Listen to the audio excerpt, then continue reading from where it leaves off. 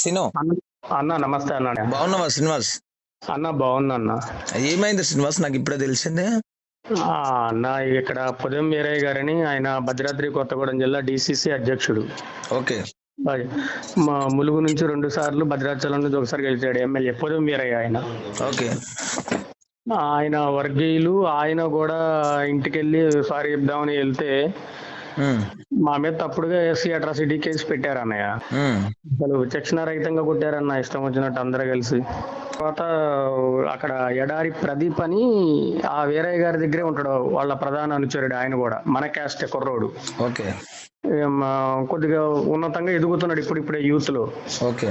మనం కూడా ఎంకరేజ్ చేసుకుంటూ వచ్చాం. వాడిని కూడా అసలు ఆ ప్రదీప్ గారిని బిలు, ఆ చిన్న గారిని, ఎడారి ప్రదీప్ గారిని, వాడు వీడి జాతే కదా, చాకల జాతే కదా, అసలు వీడి బ్యాక్గ్రౌండ్ ఏంటో కనుక్కుందాం అని చెప్పేసి తిడతాం. గొడవ అక్కడ ట్రై చేస్తుంటే వేరే వాళ్ళు వచ్చి నన్ను మా అబ్బాయిని ఇద్దరిని పంపించేశారు. ఇద్దరిని నిర్బంధించారు ముందు, అక్కడ ముందు బయటికి రాకుండా. ఓకే.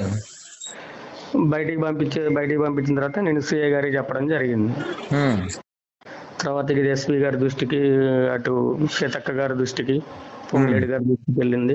ఓడిపోయిన ఫ్రస్ట్రేషన్ మన మీద చూపించింది. అంటే రజకుల మీద దాడి జరిగితే ఎవరు పట్టించుకోరనే ఉద్దేశం వాడితే వాస్తవంగా అలానే బిహేవ్ చేశాడు అన్నయ్య. ఇది మాత్రం 100% నిజం. ఎందుకంటే మనం ఎన్నో కార్యక్రమాల్లో మనం పాల్గొన్నాం, కానీ లైవ్ లో అర్థమైంది. ఇది వ్యక్తిగతంగా పార్టీ వాళ్ళు మీరు అందరు కాంగ్రెస్ లో ఉన్నారా? లోకల్లా అందరం కాంగ్రెస్ అన్నయ్య. ఓకే. పార్టీ పరంగా వచ్చిన గొడవ ఇది, కానీ జాతిని విమర్శించండు. పార్టీ పరంగా వచ్చి సరే, పార్టీ పరంగా చూసుకుంటే అయిపోయేది. కులం పేరు గురించి మరీ అడిగి అసలు ఇష్టమైనట్టు బూతులు తిట్టి కొట్టడం, దాని గన్మెన్ల సాక్ష్యం. ఎస్పీ గారితో కూడా మేము అందులో అదే పెట్టినాము. సార్ మరి క్యాస్ట్ అడిగి మరీ తిట్టి మమ్మల్ని కొట్టడం జరిగింది.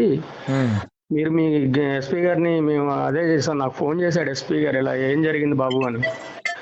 ఎమ్మెల్యే గారు ఫోన్ చేస్తే మాట్లాడి లా అండ్ ఆర్డర్ కొద్దిగా నేను లీవ్ లో ఉన్నా, నేను వచ్చిన తర్వాత భద్రాచలం ఏఎస్పీ గారితో నేను మొత్తం చెప్తా, మీరు వెళ్ళి అక్కడ కంప్లైంట్ చేయండి అని కూడా చెప్పాడు ఆయన.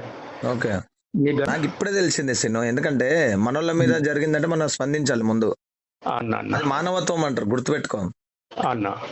మనకు వ్యక్తిగతంగా భూమి పంచాదులు ఏం లేదు, ఆస్తి పంచాదులు ఏం లేవు. కానీ ఏంటంటే మన రజకుల మీద, ఎవరి మీద రేపు నాడు నా మీద జరిగినా కూడా రేపు నాడు రజక సమాజం ప్రశ్నిస్తుంది. అర్థమైందా? దానికి నిరసన కార్యక్రమం కూడా చేస్తాను నేను. ఫస్ట్ నాకు ఎమ్మెల్యేది, వీరయ్యది, సిఐది 3 నంబర్లు నాకు ఇమీడియట్లీ పంపి నాకు. ఓకేనా సార్? నువ్వు ధైర్యంగా ఏమన్నా ఫ్రాక్చర్ అయిందా సార్? అంటే ఈ గుండెల్లో, డొక్కల్లో, వెనకాటి చేతులతోనే గుద్దారు అన్న వాళ్ళు.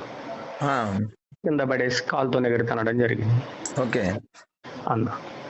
సరే సీను, నువ్వు జాగ్రత్త, నేను వస్తా. ఓకే అన్న. ఓకేనా? అన్న ఒక్కసారి పెట్టు సీను. Thank you. పెడతాను.